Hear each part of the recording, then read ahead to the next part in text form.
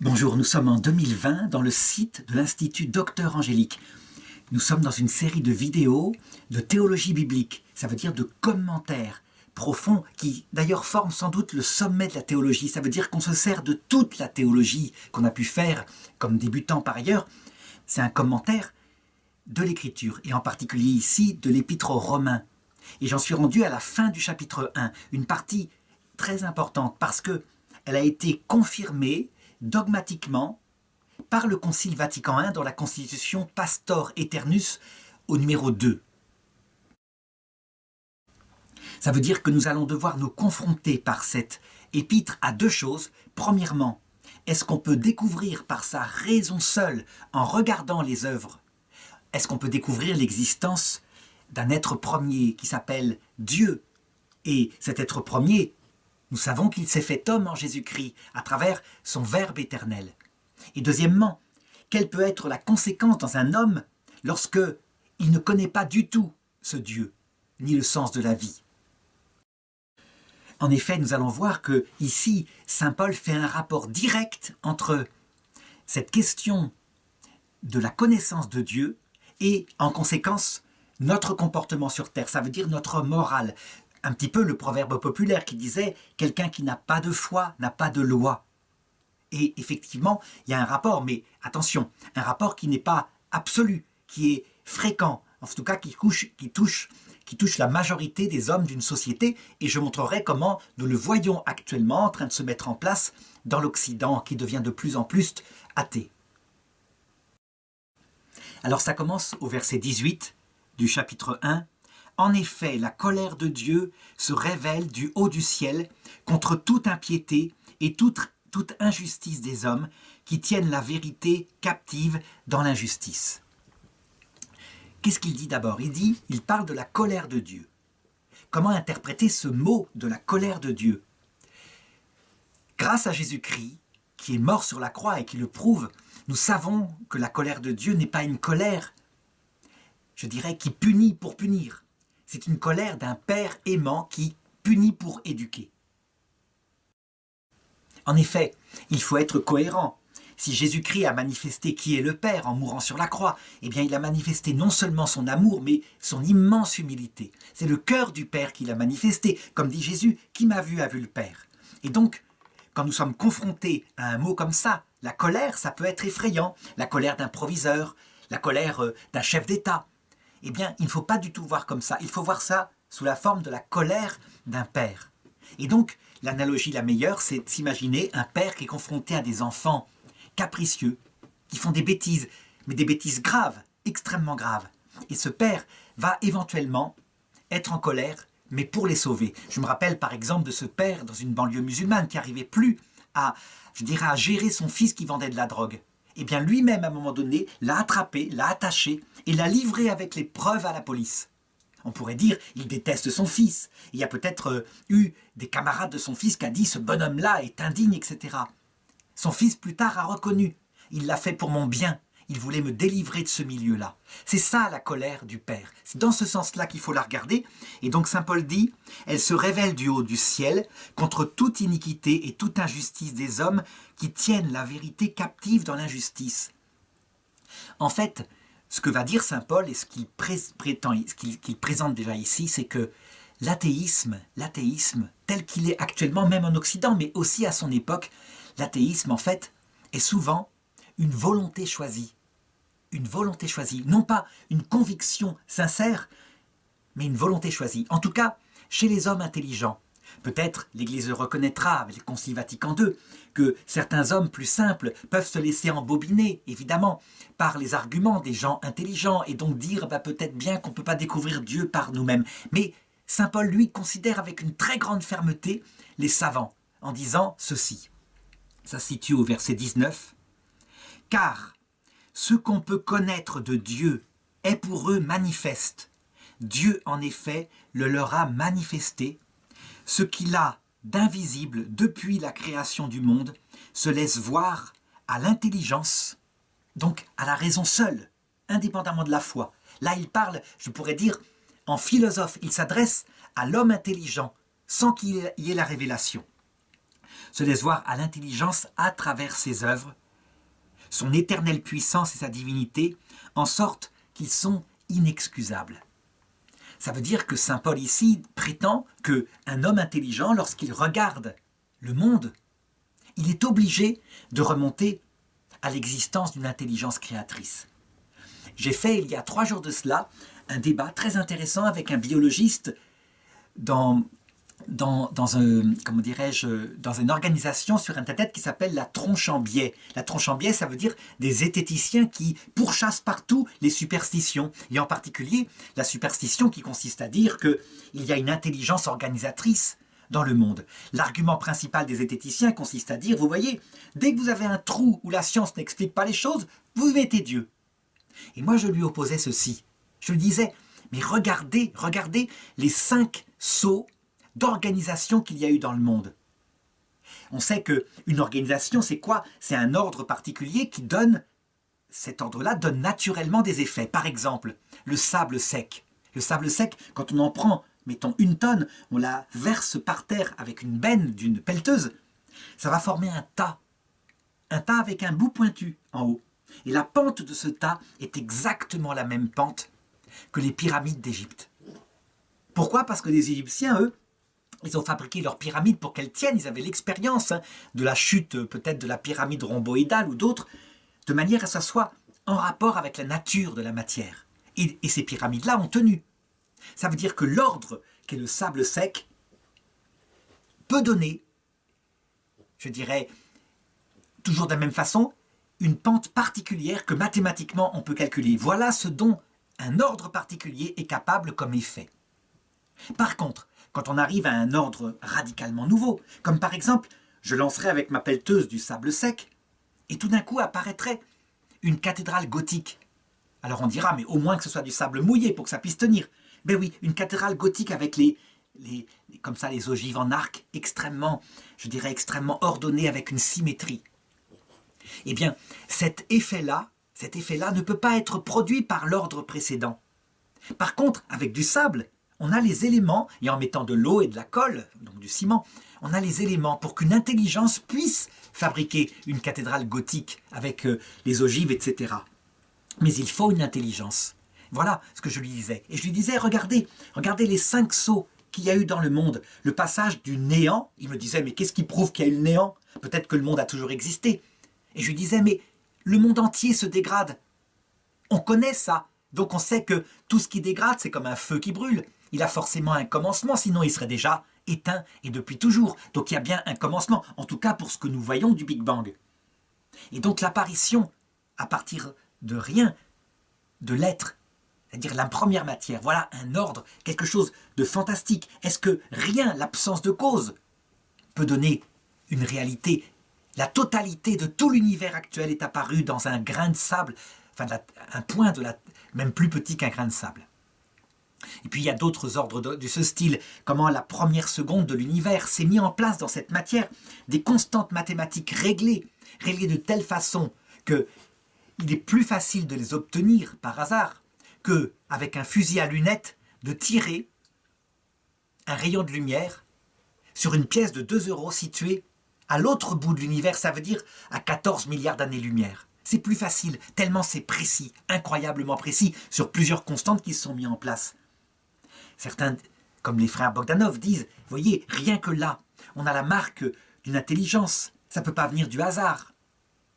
Et puis, ensuite, comment est-ce que ce monde non vivant, ce monde minéral qui a donné petit à petit, là tout seul, effectivement, avec son ordre dans les étoiles, le carbone, l'hydrogène, etc.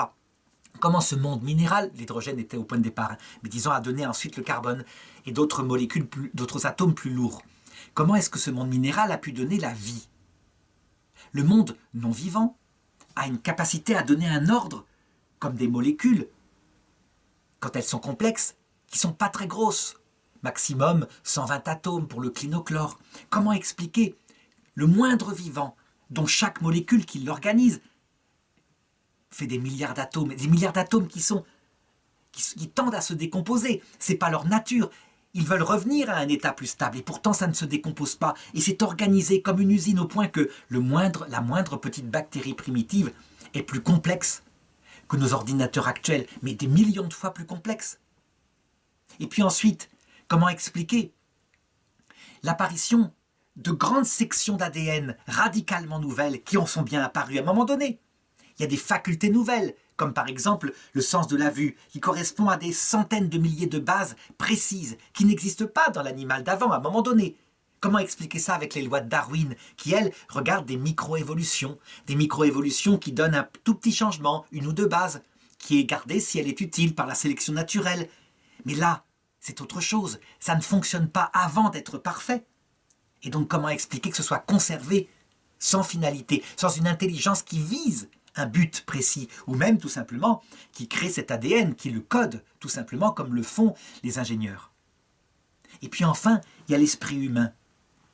Ces deux facultés, alors dont il me disait, mais qu'est-ce qui prouve qu'elles sont différentes de celles des animaux? Les animaux sont intelligents pour attraper une proie. Et moi je le disais, elles n'ont pas le même objet. L'intelligence des animaux supérieurs, c'est toujours pour quelque chose de sensible. Attraper une proie, jouer, se reproduire. Jamais pour penser les choses abstraites comme les notions, la notion d'infini, la notion de vie éternelle, est-ce que ça existe? Ou même se séparer du temps pour regarder le long temps, à long terme, qu'y a-t-il après la mort? L'animal est dans le sensible, ce qui fait qu'il est heureux. Tout le monde a un chien. Il voit bien que son chien, si on lui donne de la tendresse, parce que les animaux ont des sentiments, ce sont des êtres sensibles, et s'il a à manger, eh bien, si ce chien vivait 100 000 ans, dans 100 000 ans, il n'a aucune angoisse, il est heureux avec cette vie-là. L'être humain, quand il vit 100 000 ans avec uniquement de la tendresse, et puis éventuellement une famille, il se lasse. Quelque chose en lui désire plus grand, plus puissant, un amour qui ne s'use jamais, etc. Il y a quelque chose de nouveau dans l'être humain, l'intelligence spirituelle et la volonté libre. Comment expliquer ces deux facultés alors qu'il n'y a pas d'ADN nouveau par rapport aux singes anthropoïdes, par rapport aux hominidés anthropoïdes? Donc on le voit bien, à notre époque, encore plus qu'à l'époque de Saint Paul, on voit en acte l'organisation géniale d'une ingénierie qui a organisé ce monde et qui n'est pas intervenue tout le temps, mais qui est intervenue en tout cas à chaque fois qu'il y a eu un saut d'organisation nouveau. Ça veut dire que, en fait, ces scientifiques le voient très bien. Ils voient très bien que les théories hyper intelligentes qu'ils construisent sont des théories extrêmement fragiles parce que c'est comme si on disait « je lance un puzzle en l'air, un puzzle de 1000 pièces, pendant des milliards d'années, des milliards de fois par seconde, jusqu'à ce que j'obtienne par hasard le puzzle qui est fait, qui est tombé par hasard comme il faut, où tout s'est mis en place, les 1000 pièces sont en place. » La probabilité pour que ça arrive, on peut la calculer en maths, elle est tellement gigantesque que ça n'arrive jamais. Et je dirais même plus, à chaque fois qu'on l'aura lancé des centaines de milliards de fois, jamais une seule fois, l'ordre identique à celui qui était avant se reproduira. C'est une question tout simplement de probabilité. De plus, pour qu'ils se mettent comme ça n'arrivera pas parce qu'il faut que les pièces s'enfoncent. Et donc, il y a quelque chose qui n'est pas naturel dans le fait de lancer des pièces en l'air et pour qu'elles s'enfoncent les unes dans les autres, etc., pour produire la chose. C'est une métaphore, mais on le voit bien. De sorte, dit saint Paul, qu'ils sont sans excuse. En réalité, quand on analyse les choses, on voit bien effectivement qu'il y a plutôt une volonté de se débarrasser d'une espèce d'intelligence qui serait supérieure à nous et qui nous imposerait le fait de nous soumettre à une nature que nous avons reçue. D'ailleurs, on le voit bien, les conséquences de cela, ou plutôt, c'est la même cause, telles qu'on les voit depuis à peu près 250 ans, depuis que cette chose-là, donc cet athéisme s'est développé. À chaque fois, l'homme, avec son intelligence, a essayé de donner la clé du bonheur sur Terre aux hommes, de créer un bonheur parfait sur Terre, et a, à chaque fois, exalté une nouvelle idéologie pour faire un nouvel essai. On a eu d'abord l'argent, le capitalisme pur. On a eu, dans les années de 14, la patrie, exaltée au-dessus de tout. Au moins, on pouvait se sacrifier pour quelque chose de noble, puisque l'argent, c'était trop terre à terre. Et puis, on a eu le plaisir. Après les 2 guerres mondiales, leur atrocité, donc jouir sans entrave. Et puis, on voit apparaître d'autres idéologies, comme par exemple, grâce au progrès de la science, nier carrément, par notre liberté, qui effectivement fait partie de notre nature, nier carrément la nature humaine, nier l'altérité homme-femme, qui pourtant est évidente, expérimentée. Mais pourquoi ça? La liberté, être comme Dieu, choisir soi-même tout, Et donc, à la base, dit saint Paul, il y a certainement, dans la volonté de se débarrasser de Dieu, la volonté aussi d'être libre. Sinon, on n'expliquerait pas. En tout cas, ce qu'on voit chez saint Paul, c'est que, selon lui, en regardant l'œuvre, on remonte à l'artiste. Eh bien, cette chose-là a été définie solennellement comme un dogme par le Concile Vatican I. C'est quelque chose d'ailleurs assez étonnant parce que c'est un dogme qui porte, pour l'une des premières fois, sur la philosophie. Puisque la foi catholique affirme que la raison philosophique peut découvrir l'existence de Dieu. C'est quelque chose de bizarre parce que, normalement, on devrait dire que le dogme ne porte que sur la doctrine du salut, donc ce qui est révélé ensuite. Eh bien, l'Église s'explique. Les hommes de l'Église, portés par l'infaillibilité, à l'époque c'était le pape, c'était le Concile Vatican I, eh bien, s'explique en disant, cette chose-là, effectivement, est philosophique, mais elle est un préambule de la foi. Ça veut dire que tout le reste qui va être révélé par cet être premier est fondé là-dessus. Et puis elle va reconnaître ensuite que comme peu d'hommes y arrivent à découvrir actuellement dans cette obscurité qui règne sur l'Occident, peu d'hommes arrivent à découvrir par eux-mêmes l'existence de Dieu, alors la foi permet aussi d'y croire. Mais ce n'est pas ce que veut l'Église. L'Église préférerait que les hommes soient des adultes qui découvrent par leur raison l'existence de Dieu. Alors je vais lire le petit chapitre, le petit paragraphe qui correspond à ça dans Pastor Aeternus. La même Sainte Église tient et enseigne que Dieu, principe et fin de toute chose, peut être certainement connu par les lumières naturelles, donc pas par la foi, lumière naturelle de la raison humaine, au moyen de l'observation des choses créées, comme le dit saint Paul dans l'Épître aux Romains, chapitre 1, verset 20. Car les choses invisibles de Dieu sont aperçues au moyen de la création du monde et comprises à l'aide des choses créées.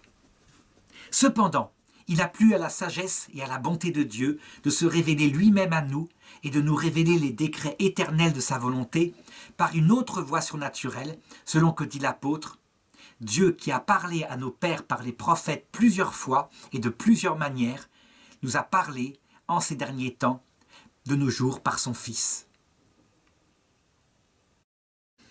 Et ensuite, le Concile précisera que cette révélation, elle est donnée aussi par miséricorde, parce que sinon les hommes, dans l'état actuel, ne connaîtraient pas vraiment Dieu. Ils ne sont pas peut-être assez intelligents. Mais ce n'est pas seulement pour ça. Il y a aussi le fait que certaines choses, par contre, ne peuvent pas être atteintes par la raison seule. Par exemple, les intentions de Dieu. Le secret de sa vie intime qui explique ses intentions sur nous. Pourquoi est-ce que nous sommes sur terre? Ce sont des questions fondamentales. Et donc s'il ne se révèle pas, et il l'a fait, c'est ce que dit le Concile, il l'a fait par les prophètes, puis enfin par son Fils, si Dieu ne se révèle pas, notre intelligence là pour le coup est incapable de comprendre, tout simplement parce que certes, nous pouvons remonter à l'être premier, ce monde est hyper intelligent, c'est une œuvre d'ingénieur, mais nous ne pouvons pas comprendre ce qu'il nous veut. Pourquoi? Tout simplement parce que nous allons mourir, et que ce n'est pas dans notre nature, notre esprit ne veut pas connaître la mort, il en a peur. Il renacle de tout son esprit. En plus, ce Dieu se cache, donc nous avons beaucoup d'angoisse. Nous ne savons pas ce qu'il nous veut. Il va falloir que ce Dieu se révèle. On peut dire que toute l'humanité, depuis, je dirais, après le péché originel, a aspiré à ce que Dieu se révèle, qu'il raconte ce qu'il veut à l'homme, puisque l'homme avait fini par oublier ce qui avait été donné à Adam et Ève. Alors, sur ce point qu'on appelle, je dirais, le déisme philosophique, la capacité de l'homme à découvrir l'être premier. Il faut ajouter que actuellement, l'une des grandes hérésies datant des années 60, et je dis bien hérésie, ça veut dire un choix de rejeter une doctrine divinement révélée et confirmée par le magistère de l'Église. Eh bien, l'une des grandes hérésies a été de qualifier ces voies d'accès vers Dieu de créationnisme. En fait, l'Église catholique n'est créationniste, c'est-à-dire pense que Dieu a créé réellement de ses propres mains quelque chose, qu'en ce qui concerne deux choses. La matière au point de départ, parce qu'elle sort du néant et que seul Dieu peut la faire sortir du néant. Et deuxièmement, les esprits. D'abord les esprits des anges, créés en même temps que la matière, mais aussi chaque esprit humain au moment de sa conception. C'est le pape Jean-Paul II qui confirme cette création de l'esprit humain se fait au moment de la conception, pas après. Ça se fait conjointement, au point que c'est pour ça que l'acte sexuel des époux est sacré, parce qu'il est capable de donner la vie et Dieu intervient. C'est comme un sacrement où l'action de Dieu, quand il y a fécondation, va bénir en créant de fait l'âme spirituelle de l'enfant qui ne vient pas des parents, elle n'est pas faite de matière. Eh bien, la plupart des universités catholiques sont ce qu'on appelle fidéistes. Fidéistes, ça veut dire que, en suivant l'avis de Kant, qui n'a pas regardé cette voie très simple qui est celle plutôt de saint Thomas d'Aquin, donc qui part des effets et qui remonte à la cause, une sorte d'induction pour remonter à l'être premier, eh bien, on peut dire que, comment dirais-je, la plupart des théologiens sont fidéistes, pensent que la foi seule peut accéder à la connaissance de l'existence de Dieu. Dans ce cas-là, qu'est-ce qui se passe? Eh bien, la religion devient subjective. Ça veut dire une espèce d'affection, d'affectivité qui se met à dire qu'il y a un créateur et que ce créateur s'est fait homme en Jésus-Christ. L'Église catholique s'oppose à ça en disant non, c'est à des hommes intelligents que l'Esprit Saint préfère s'adresser. C'est-à-dire à des hommes qui d'abord par leur raison savent qu'il y a un créateur, n'y croient pas, ils le savent, ils l'ont démontré. La foi, c'est croire en des choses parce qu'on a confiance en quelqu'un qui nous le dit. La science, c'est le démontrer avec sa raison. Et fondé sur cette science qu'on appelle, à laquelle peut aboutir ce qu'on appelle la sagesse, c'est-à-dire la philosophie, la théologie naturelle qu'on voit en philosophie, à partir de là, je dirais que l'homme intelligent va aspirer à ce que ce créateur se révèle, à ce qui s'explique, et donc va s'ouvrir éventuellement à la révélation.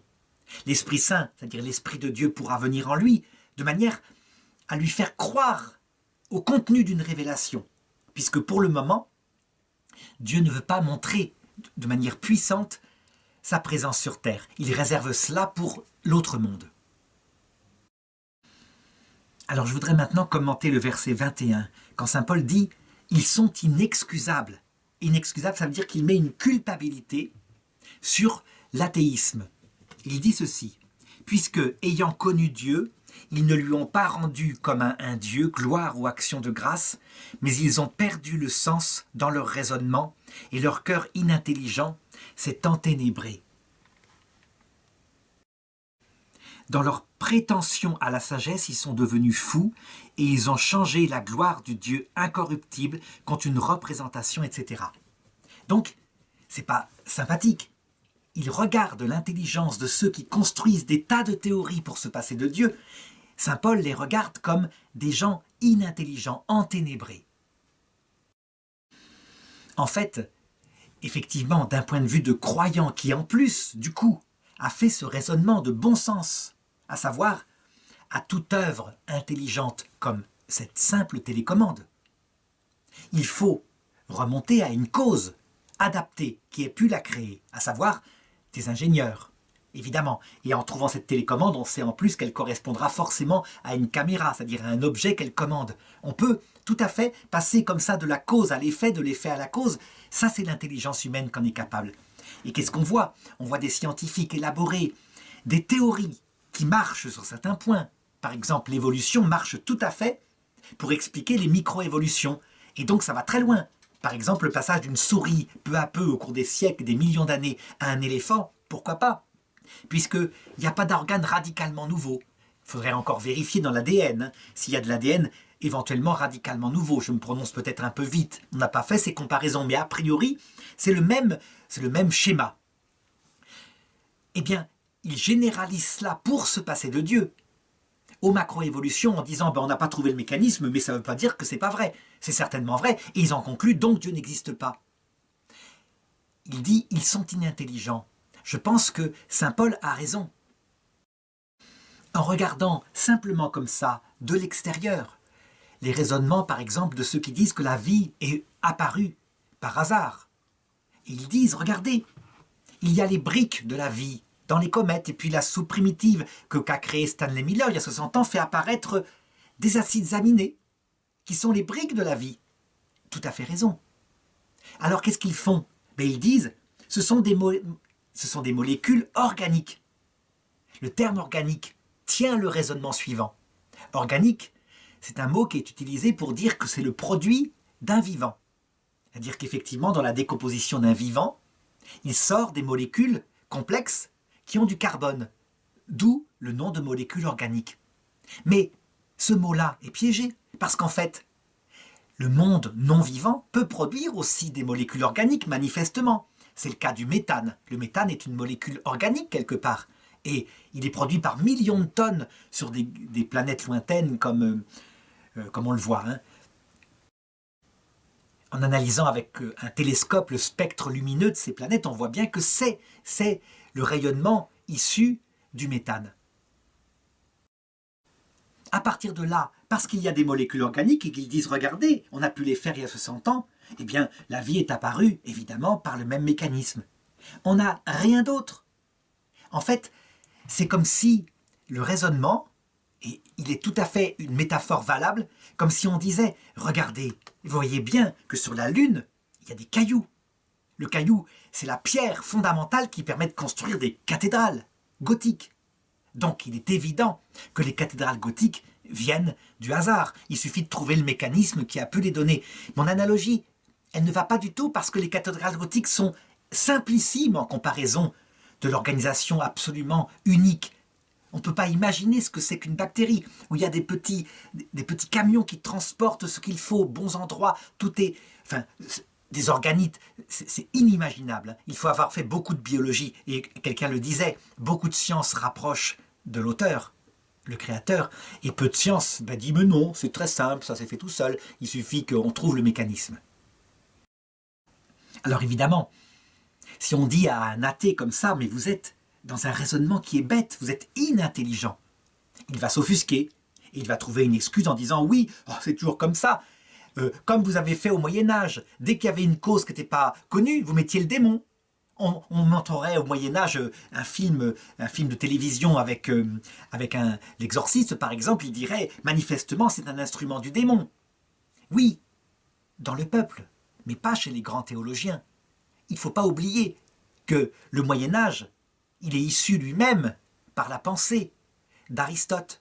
Et Aristote, c'est pas du tout comparable à ce qui se passait au néolithique. Ça veut dire qu'en fait, il y a de l'anachronisme. Aristote, c'est plus intelligent dans ses livres que, je dirais, bien des traités philosophiques actuels. Et saint Thomas d'Aquin, en ce qui le concerne, eh bien, il dit, au point de vue de l'acte créateur, seul a été directement créé par Dieu la matière et les esprits, et le reste est une question d'organisation. Et les anges peuvent y intervenir comme des ingénieurs. Mais aussi les lois naturelles, quand les lois naturelles le peuvent. Donc il est tout à fait ouvert à ça, avec la science de son époque évidemment. Alors, par contre, là je voudrais passer maintenant à une deuxième analyse donnée par saint Paul à partir du verset 22. Dans leur prétention à la sagesse, ils sont devenus fous et ils ont changé la gloire du Dieu incorruptible contre une représentation, simple image d'hommes corruptibles, d'oiseaux, de quadrupèdes, de reptiles. Saint Paul, là, peut-être qu'au sens littéral, à son époque, il vise ce qui se passe. Effectivement, il voit des hommes qui, lorsqu'ils n'ont pas Dieu, tombent dans des superstitions. Effectivement, vont regarder les augures, et les Romains le faisaient. Ils regardaient dans le foie d'un animal si c'était le moment de partir à la guerre. Pratique qui, là, effectivement, relève de ce qu'on voyait au néolithique. Des pratiques absurdes. On pourrait dire, nous, tout de même, nous sommes beaucoup plus intelligents. Nous avons été mûris justement par les grands philosophes, les théologiens, qui distinguaient foi et raison. Et donc, nous ne nous donnons plus d'idoles. Eh bien, c'est faux. Il suffit de regarder à partir du moment où nous avons commencé à nous passer de Dieu comme explication de ce monde. Alors, l'homme a commencé à se donner aussi à des idoles. J'ai dit au début, j'ai cité des idoles meurtrières, absurdes, comme par exemple le capitalisme pur. Comment, dans les années 1830, on a pu penser que tout devait être soumis à la loi de l'offre et de la demande, y compris les hommes. Et donc, quand se présentaient dans une usine 1000 ouvriers pour 100 places, à la rigueur, on pouvait les faire travailler 7 jours sur 7, 14 heures par jour, pour un bout de pain, et qu'ils accepteraient, et qu'il fallait qu'il n'y ait aucune loi pour tempérer cela. On y a cru. Ça veut dire que cette idéologie a duré à peu près 50 ans, a produit des horreurs en mort, a traumatisé durablement l'Europe, et a donné une idéologie absolument inverse, qui s'appelle le communisme, à savoir, faisons disparaître les riches, partageons les richesses, que tout le monde travaille pour tout le monde, et ce sera le bonheur sur Terre. Cette idéologie-là, qui est une nouvelle idole, elle a fait 100 millions de morts. Pourquoi ? Pourquoi s'est-on donné à cette idéologie-là jusque dans les années 89, 1989, au point que, si on la critiquait, on était considéré comme un anticommuniste primaire, alors que un simple petit prof, un instituteur, en 2 minutes, disons en 1 mois, peut démontrer avec sa classe que ça ne marche pas. Il n'a qu'à faire une expérience de collectivisme en disant « quoi qu'il arrive, vous aurez tous 10 sur 20 quoi qu'il arrive ». Parce que j'estime qu'il y en a qui sont pauvres, il y en a qui sont riches, il y en a qui ont des maîtres chez eux, il y en a qui n'en ont pas. Et donc je veux une égalité sociale. Eh bien, il verra comment ça tourne. Très vite, certains petits qui sont assez feignants, rendront rien. Pourquoi ? Parce que pas peur. J'aurai 10.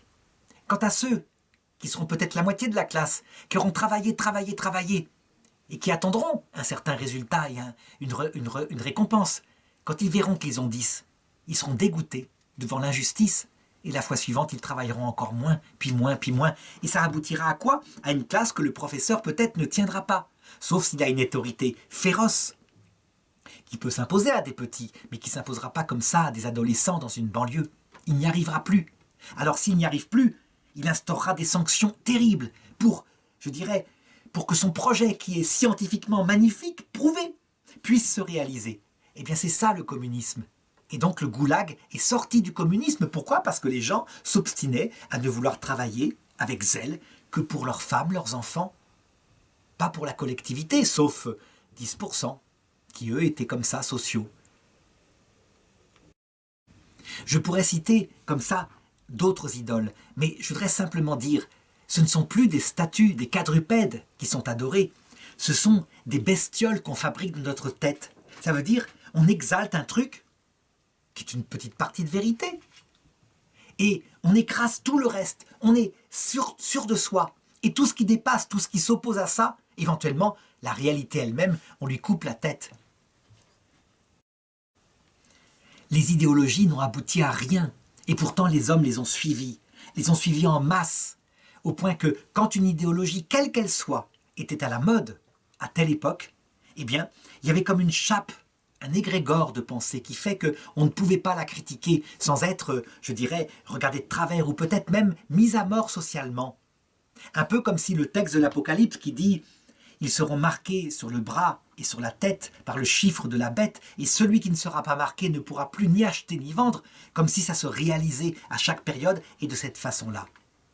Comment se fait-il que des hommes si intelligents pour se débarrasser de Dieu puissent se donner successivement à des idéologies si absurdes ? Alors le verset 24, lui, il continue et il dit aussi ceci. « Alors Dieu les a-t-il livrés, selon les convoitises de leur cœur, à une impureté où ils avilissent eux-mêmes leur propre corps, eux qui ont échangé la vérité de Dieu contre le mensonge, adoré et servi la créature de préférence au Créateur, qui est béni éternellement. Amen. Aussi Dieu les a-t-il livrés à des passions avilissantes, car leurs femmes ont échangé les rapports naturels pour des rapports contre nature. Pareillement les hommes, délaissant l'usage naturel de la femme, ont brûlé de désir les uns pour les autres, perpétrant l'infamie d'homme à homme et recevant en leur personne l'inévitable salaire de leurs égarements. » Eh bien, je dirais que saint Paul décrit tout simplement ce qu'il s'est passé.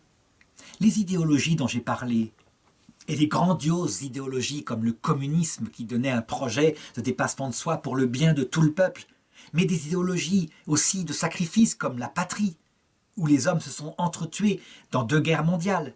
Ces idéologies-là ont évidemment déçu. Les hommes se sont rendus compte que c'était absurde, qu'on ne pouvait pas, par exemple, sacrifier une génération entière, stupidement, alors qu'on ne passe pas parce qu'il y a des mitrailleuses qui tirent 500 balles à la minute, et donc c'est impossible de passer. Le nazisme, lui, c'est l'absolue absurdité. Je veux dire que la couleur de peau, la race, serait la détermination de l'être humain. Comment un peuple spirituel comme le peuple allemand a-t-il pu croire en une telle idéologie ? Ça a été tellement traumatisant, surtout avec ses effets meurtriers, que l'Europe en est sortie groggy, mais le monde entier en est sorti groggy, en tout cas le monde occidental, le monde chrétien. Résultat, qu'est-ce qui s'est passé? Puisque on ne voulait pas admettre que, en fait, il fallait redécouvrir ce pourquoi le cœur de l'homme est fait, le vrai Dieu, infini, tout-puissant, amour, intelligence, qui correspond au désir profond du cœur de l'homme. Qu'est-ce qu'on a fait dans un certain désespoir?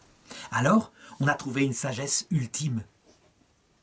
L'hédonisme, ça veut dire le culte du plaisir. Puisque demain, nous allons mourir, puisqu'il n'y a rien après la mort, dit le chapitre 2 du livre de la sagesse, alors, cueillons la fleur de la vie tant que nous sommes jeunes, ne nous refusons aucun plaisir. Carpe diem, profitons du jour présent avant qu'il ne passe.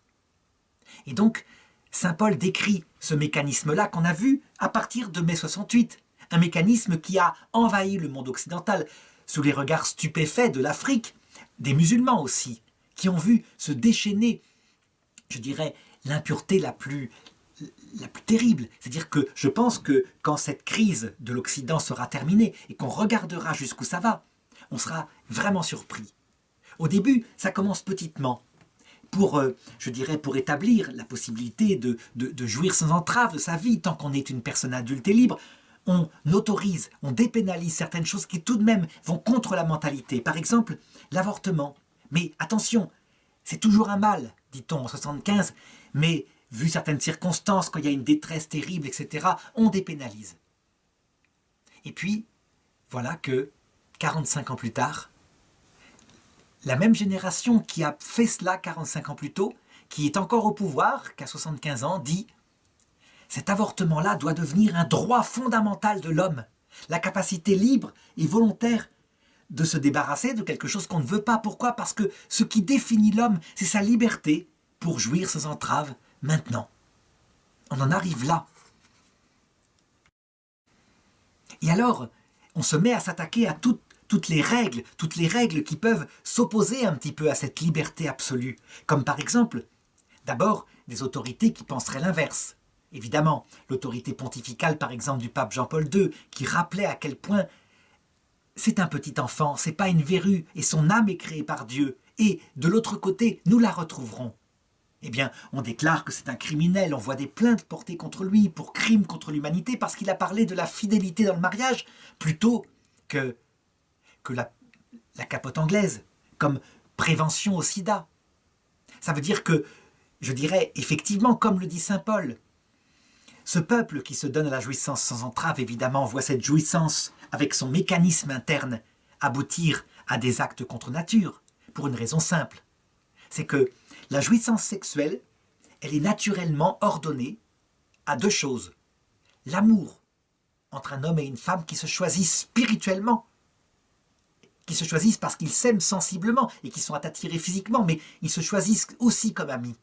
C'est fondamental. La sexualité est dans le cadre d'une personne humaine. C'est pas du tout uniquement une sexualité animale qui est, je dirais, déterminée par les moments et les périodes en vue d'avoir des enfants. Mais elle a aussi une finalité, le don de la vie. Et cette finalité est essentiellement, elle est, je dirais même, elle est structurelle même de la sexualité. Les deux sont unis. Et donc, qu'est-ce qui se passe quand on ne veut pas de cette dépendance? Parce que l'idole, c'est pas ça. C'est le plaisir, jouir ici. Eh bien, elle produit, cette sexualité, des mécanismes qui ressemblent aux mécanismes des drogues. Ça veut dire que pour que le plaisir revienne, ce plaisir détaché de ce pourquoi il est fait, il doit se nourrir de nouveautés, d'actes sexuels plus originaux, puis plus hard, puis éventuellement d'essais nouveaux. Parce qu'à un moment donné, la jouissance ne vient plus. Et donc, très vite, apparaissent les déviations sexuelles qui partent dans tous les sens. Et que, évidemment,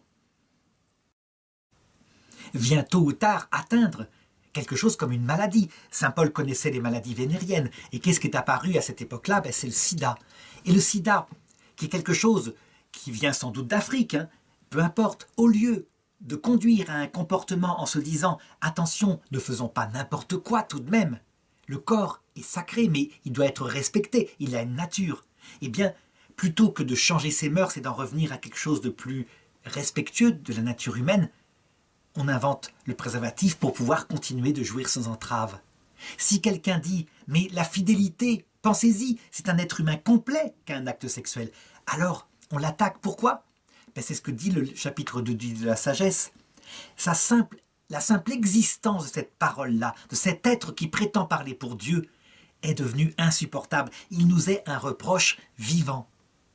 Parce qu'en effet, on ne peut pas nier que le cœur de l'homme, il n'est pas neutre. Quoi qu'en pense Sartre, parce que, évidemment, est arrivé à ce moment-là toutes sortes d'idéologies pour déculpabiliser, comme Freud, mais aussi pour montrer comment la liberté humaine, c'est l'absolu, c'est Sartre. Et donc, parce que ce n'est pas vrai, parce que l'esprit humain, il a une certaine nature, il est ordonné vers le bien. Ça veut dire que la trahison, ça fait souffrir l'esprit humain. Quand par exemple, on se sert du corps d'une femme en lui faisant croire éventuellement qu'on l'aime parce qu'elle est peut-être encore sentimentale, uniquement pour avoir une jouissance sexuelle, et qu'après on la largue parce qu'on a eu ce qu'on voulait. Peut-être qu'on est content sensiblement et sexuellement, et c'est futile et c'est passager, mais l'esprit humain en garde une marque profonde de culpabilité, que si quelqu'un en parle, il la révèle, il est insupportable, il empêche par sa culpabilisation de jouir sans entrave. Même chose pour ceux qui disent « Attention, l'avortement, vous tuez un enfant ». On fait des lois avec Hollande en France pour pourchasser les sites qui disent cela, parce que, dit-on, c'est eux qui créent le traumatisme chez les femmes qui ont avorté en leur mettant des fake news, des fausses idées dans leur tête, alors qu'on sait très bien que ce n'est pas un enfant, c'est un bout de chair qui n'est pas conscient. La Bible dit c'est Dieu qui a laissé faire ce mécanisme-là. Je dirais qu'en observant ce que vit notre génération actuelle, oui, on peut dire que Dieu se cache, laisse faire. Il laisse la génération de mai 68, la génération qui a eu cette réaction aux idéologies précédentes, réaction qui se comprend très bien, puisque les idéologies précédentes étaient dans le même genre.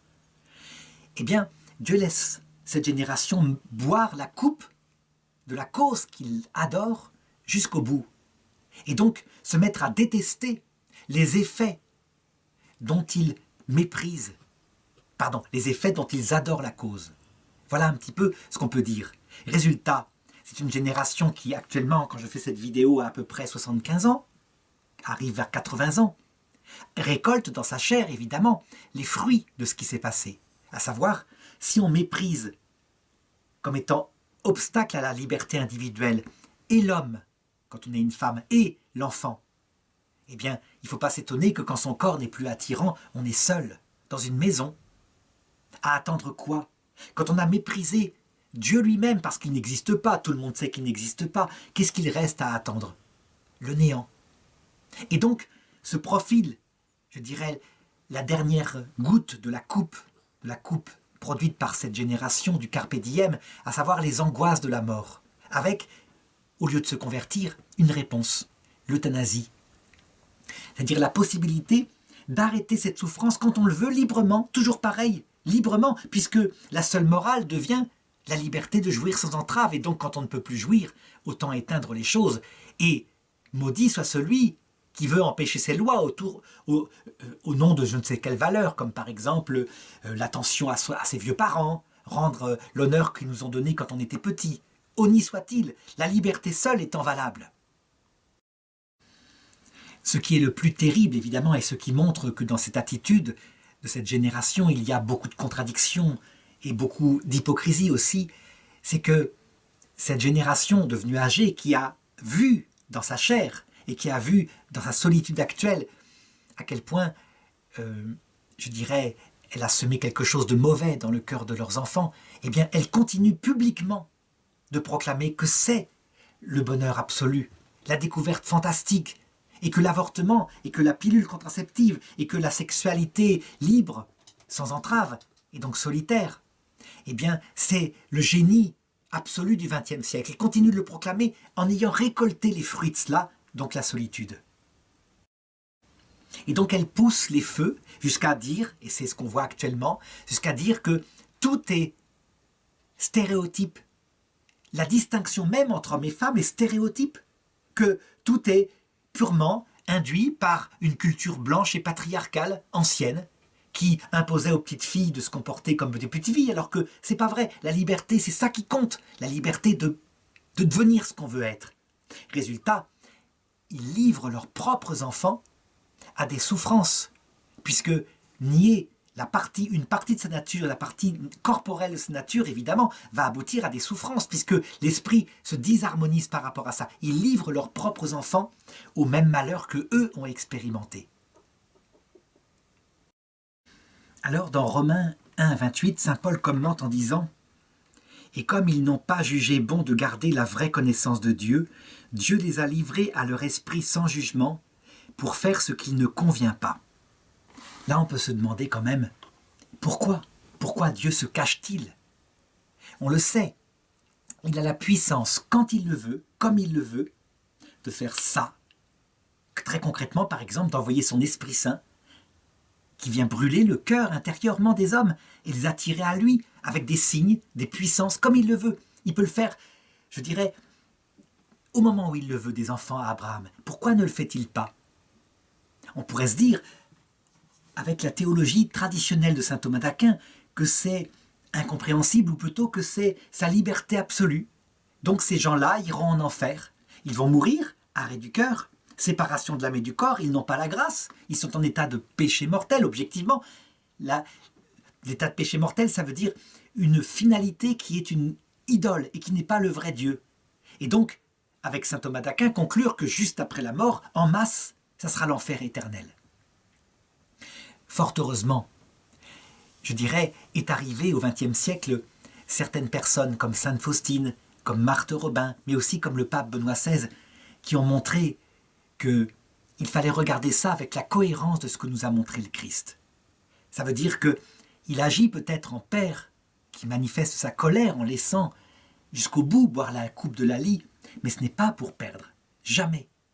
C'est pour sauver. Pour bien le comprendre, je veux dire, il n'y avait presque pas besoin de sainte Faustine, il suffit de regarder l'Évangile, l'histoire de l'enfant prodigue, qui d'ailleurs, il faut le remarquer, rend furieux un frère qui lui a toujours été fidèle. Donc c'est un enfant qui réclame à son père son héritage et qui va le dilapider. Et puis après avoir connu des prostituées de tous les côtés, il finit dans la misère et il mange la nourriture il aurait aimé manger la nourriture que les cochons qu'il garde mangent. On peut dire que c'est ce qui vit la génération mai 68. Et là, à un moment donné, qu'est-ce qui se passe ? Il revient dans son cœur, il réfléchit, et il se dit « Qu'est-ce que j'ai fait ? Et peut-être que je devrais retourner chez mon père, et peut-être me proposer pour être un de ses esclaves. Je serais mieux que dans l'état où je suis actuellement. » Ça veut dire que d'abord Dieu laisse cette génération passer par là, parce qu'elle a reçu, étant petit, l'enseignement, le bon enseignement venant de Dieu. Elle l'a rejeté violemment, certes, mais elle l'a reçu. Et donc, quelque part, reviennent les souvenirs, l'idée que peut-être, tout de même, il y a une vie après la mort.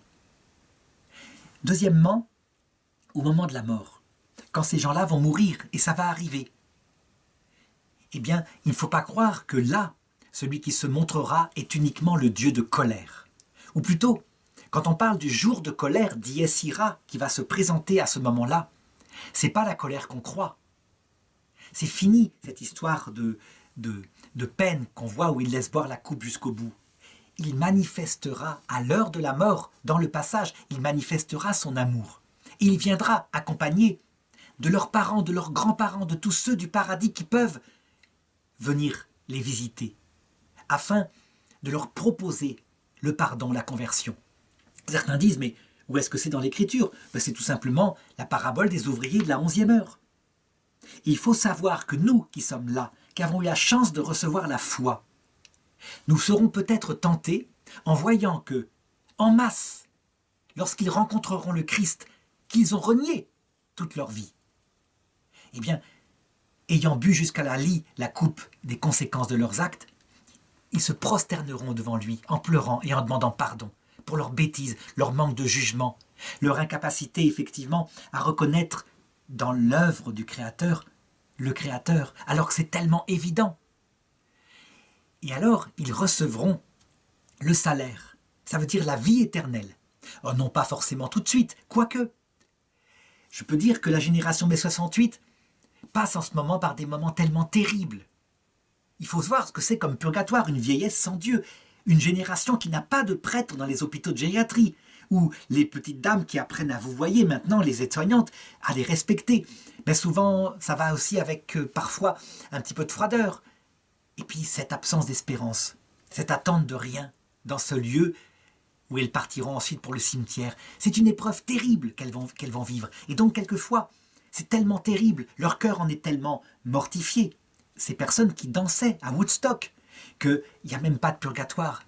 Les larmes sont tellement profondes, la souffrance a été tellement horrible, une souffrance intérieure, d'angoisse, de désespoir, que la bonne nouvelle du Christ qui vient les chercher fait que, comme dit le pape Benoît XVI dans Spécial Vie 47, l'apparition du Christ, à elle seule, bouleversante, constitue le purgatoire. Elle leur révèle leur saleté de leur cœur et en même temps, en cette présence se trouve le salut. Donc il se peut que, en fait, parce que c'est le résultat qui compte, Dieu laisse faire cela parce qu'il sait en tirer un bien immense. Et c'est comme ça qu'il faut regarder les choses. Évidemment, ça implique la nouvelle théologie qui dit que la mort, comme le dit la Bible, est un passage où il y est possible de se convertir et non pas un instant. Et d'autre part, il faut faire attention, lorsqu'on est un chrétien traditionnel, de ne pas être furieux de cela et de se retrouver à réaliser, lorsque nous-mêmes nous arriverons dans l'autre monde, à réaliser la prophétie de l'enfant prodigue, des ouvriers de la 11e heure, de cet ouvrier qui a travaillé toute la journée et qui est furieux, parce que cet homme-là n'a travaillé que 1 heure et qu'il a le même salaire que nous. À quoi ça sert qu'on se soit fatigué? Non, il faudra au contraire se réjouir, parce que la sagesse de Dieu, elle présente à tout homme la possibilité d'être sauvé de telle façon que ne se damnent que ceux qui, obstinément, face au retour du Christ, choisiront la liberté solitaire présentée par Lucifer, cette liberté admirable que saint Augustin décrit comme ça, l'amour de soi poussé jusqu'au mépris de Dieu et du prochain. Là, il faut être inquiet. En tout cas pour les plus activistes de la génération hédoniste, parce qu'il est possible qu'eux ne cèdent jamais, y compris face à l'apparition du Christ. Alors Romains 1, 29, pour faire ce qui ne convient pas, rempli de toute injustice, de perversité, de cupidité, de malice, ne respirant qu'envie, meurtre, dispute, fourberie, malignité, diffamateur, détracteur, ennemi de Dieu, insulteur, orgueilleux, fanfaron, ingénieux au mal, rebelles à leurs parents, insensés, déloyaux, sans cœur, sans pitié, connaissant bien pourtant le verdict de Dieu qui déclare dignes de mort les auteurs de pareilles actions, non seulement ils les font, mais ils approuvent encore ceux qui les commettent. Là, on pourrait dire que la fin de ce chapitre indique l'enfer éternel. Il le dit textuellement d'ailleurs, il le dit, déclare digne de mort. Eh bien, voilà ce qu'il faut répondre. Ils sont dignes de mort, effectivement. Et Dieu, s'il le voulait, pourrait très bien appliquer un décret arbitraire. Et à l'instant de l'arrêt du cœur, une tapetara se forme sur eux. Tant pis, t'avais qu'à te convertir avant. L'enfer est éternel. Et éventuellement, contre leur volonté, même s'ils se convertissent. Donc, dans une punition éternelle, un feu. C'est ainsi que raisonnait, en prenant ce texte, sans la lumière de Jésus crucifié. Mais à la lumière de Jésus crucifié, on peut dire que, certes, ils sont dignes de mort, mais le salut leur sera proposé. Et en plus, Jésus, tout en étant dans la vérité, c'est donc un jour de colère, parce que, en montrant son cœur, ces hommes verront leur cœur. Donc c'est bien un jour de colère. Et ils verront tout ce que dit saint Paul, c'est vrai. Insulteurs, orgueilleux, méchants, je dirais habiles, rusés à faire le mal. Tout à fait, comme je le disais tout à l'heure, à inventer des raisonnements complètement farfelus pour essayer de se débarrasser de la possibilité que ce monde soit créé. C'est ça qui s'est passé. Mais c'est un Dieu d'amour qui va accueillir. Et un Dieu prêt à pardonner, sauf à celui qui, obstinément, face à la vérité manifestement révélée, refusera de se convertir. Je sais que certains critiquent cette théologie en disant tout le monde va aller au paradis, c'est mai 68. Pas du tout. C'est un contresens. Le Christ présente quand il apparaît des inconvénients à l'orgueilleux. En effet, on n'entre pas au paradis sans mourir à soi-même, sans renoncer à tout ce qu'on a adoré, pour adorer tout ce qu'on a méprisé. Ça implique une humilité totale. Lucifer, lui, il présente des avantages qu'il a révélés à Adam et Ève. vous ne mourrez pas. Vos yeux s'ouvriront. Vous serez maître du bien et du mal. Vous serez comme des dieux. Et c'est pour ça que Dieu ne veut pas. Ça veut dire que pour l'orgueilleux, c'est l'orgueil. C'est tout ce qu'ils ont aimé toute leur vie. Donc attention, la bataille d'Armageddon qui se passera dans notre cœur face à l'heure de la mort et à l'apparition de Lucifer qui recevra pleine liberté pour prêcher. Modérée évidemment par l'apparition du Christ, qui lui aussi prêchera totalement les inconvénients de l'enfer, en leur disant « Et votre cœur sera vide, et vous serez seul parce que tout le monde y est égoïste. » Et ce sera une vie éternelle dans la souffrance et dans le feu intérieur, parce que vous n'aurez pas le vrai Dieu qui seul peut combler votre cœur. Tout leur sera dit, y compris sur les peines qui ne sont pas surajoutées. Dieu ne surajoute rien, ce sont des conséquences immanentes dans l'âme, quand on la connaît, de l'absence du vrai Dieu.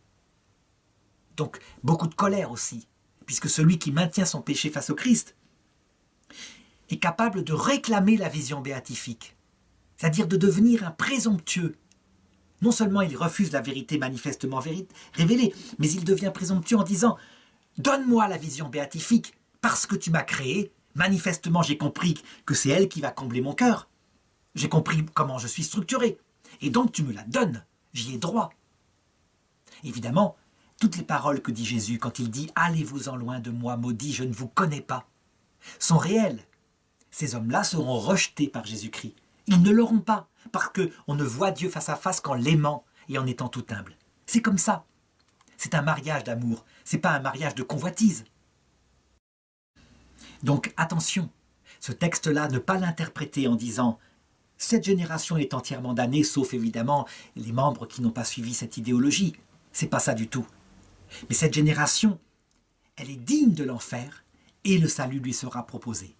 Alors, on comprend la cohérence de Dieu qui laisse faire ça, non pas pour perdre, mais pour sauver l'enfant prodigue.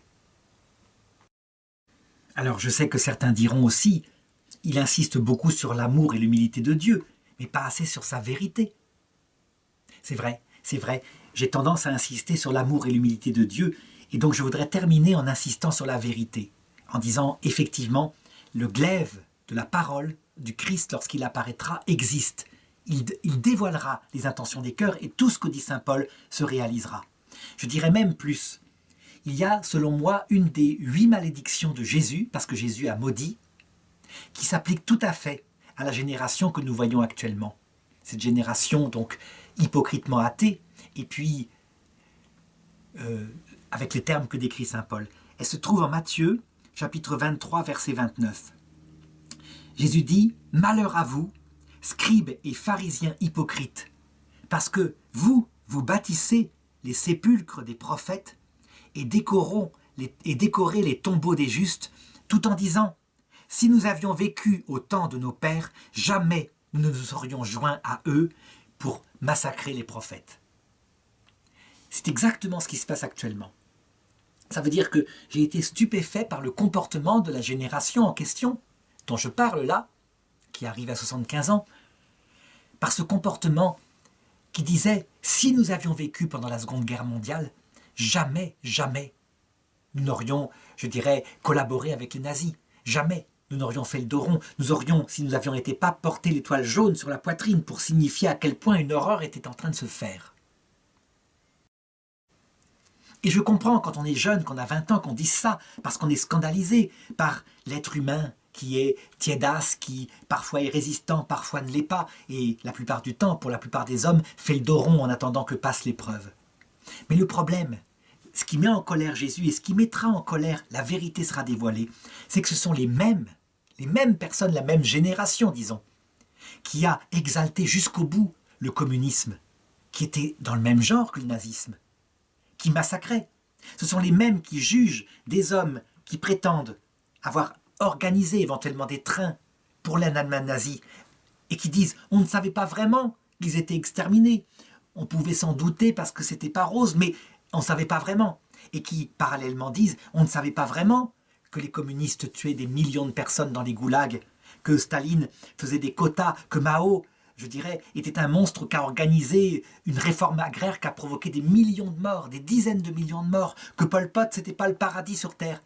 Ils le disent. Donc ça veut dire que, très dur avec ceux qu'il déteste et très miséricordieux avec eux.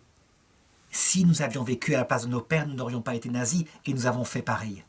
Voilà la vérité qui sera révélée. Et Jésus, il est très dur dans la vérité quand il en parle. Il dit « Ainsi, vous en témoignez contre vous-même, vous êtes les fils de ceux qui ont assassiné les prophètes. Eh bien, vous dépassez la mesure de vos pères. Serpents, engeance de vipères, comment pourrez-vous échapper à la condamnation, à la géhenne ?» Donc, la vérité sera manifestée. Je l'ai dit, rien ne sera caché. Et attention, par contre, pour ceux qui diraient, vous voyez, Jésus va revenir cette fois comme le Pantocrator, féroce.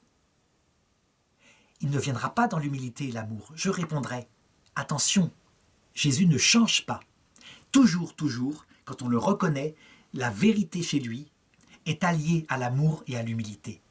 Celui qui révélera la perversité du cœur de cette génération est le même dont le cœur est pantelant, a souffert sur la croix, et qui, dès qu'il verra un peu de bien en eux, se fera leur avocat. Il ne faut pas voir en Jésus un menteur, quelqu'un qui serait différent sur terre tant que nous sommes en chemin et qui serait différent à l'heure de la mort. Il damne avec vérité celui qui refuse de se convertir, mais celui qui se convertit, eh bien, la personne veut changer pour devenir digne du Christ, il la laisse se purifier au purgatoire, par amour, et il lui est reconnaissant de sa conversion. Et donc, si ça se passe effectivement comme cela, c'est-à-dire que en voyant le cœur de Jésus, cette génération et ces hommes se jugeront avec cette dureté-là, verront leur propre hypocrisie, avec, rien ne sera caché, d'accord. Mais attention, heureusement, ce qui est voué à la Genèse est confronté à un Dieu d'amour. C'est le démon, lui, qui n'est que dans une vérité ultime, c'est-à-dire qu'il nous essaye de nous désespérer pour nous dire de ne pas aller vers le salut parce que notre péché est trop grand. Le démon, lui, n'est que vérité quand il le faut, en vue de nous entraîner dans la révolte. Le Christ, en lui, toujours s'unissent vérité et amour.